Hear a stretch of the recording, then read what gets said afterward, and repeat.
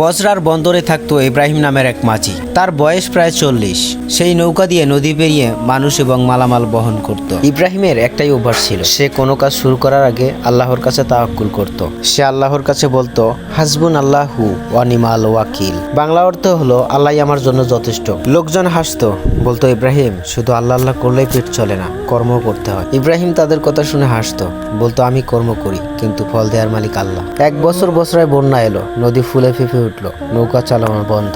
20 দিন ধরে ঘরের চুলায় আগুন জ্বলেনি। ফাতিমা বলল, স্বামী ঘরে চাল নেই, বাচ্চারা 2 দিন থেকে পানি খেয়ে আছে, কিছু তো করো। ইব্রাহিম বলল, আমি তো অনেক চেষ্টা করছি, নদী শান্ত হয়ে গেলে আবারও কাজ শুরু করব।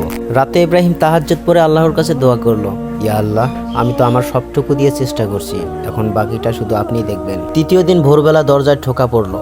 এক ব্যবসায়ী এসে বলল, ইব্রাহিম, আমার একটি জরুরি মাল নদীর উপরে পৌঁছে দিতে হবে, তার বিনিময়ে আমি 50 দিনার তোমাকে দেব। ইব্রাহিম দেখলো নদী এখনো উত্তাল, নৌকাটাও পুরনো, একটা ফুটোও আছে। ইব্রাহিম বলল, ভাই, নৌকাটা ভাঙা, ঝুঁকি আছে। ব্যবসায়ী বলল, ঝুঁকি নিলে 10 দিরহাম দেব, আজকের মধ্যে মাল না পাঠালে আমার 10,000 দিরহাম ক্ষতি হবে। ইব্রাহিম ভাবলো, 10 দিরহাম মানে 2 মাসের খাবার, আবার ঝুঁকিও আছে। ইব্রাহিম বলল, ঠিক আছে, আমি যাব, কিন্তু একটা শর্ত আছে, আমি শুধু দাঁড় বাইব, বাকিটা আল্লাহর হাতে।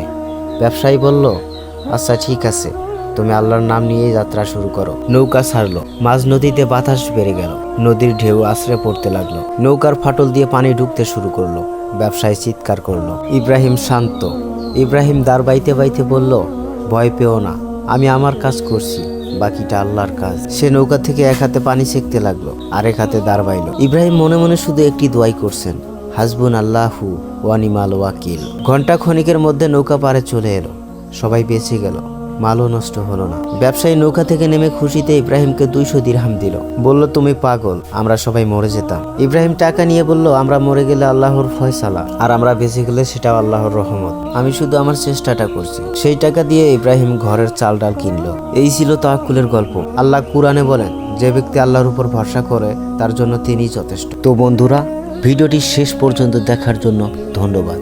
তো ইসলামিক মোটিভেশনাল ভিডিওটি যদি আপনার মনে একটু ভালো লেগে থাকে, তাহলে এই ভিডিওতে একটি লাইক, একটি কমেন্ট, আর নেক্সট ভিডিও পাওয়ার জন্য তাকবীর মোটিভেশনাল চ্যানেলটিকে সাবস্ক্রাইব করে পাশেই থাকবেন।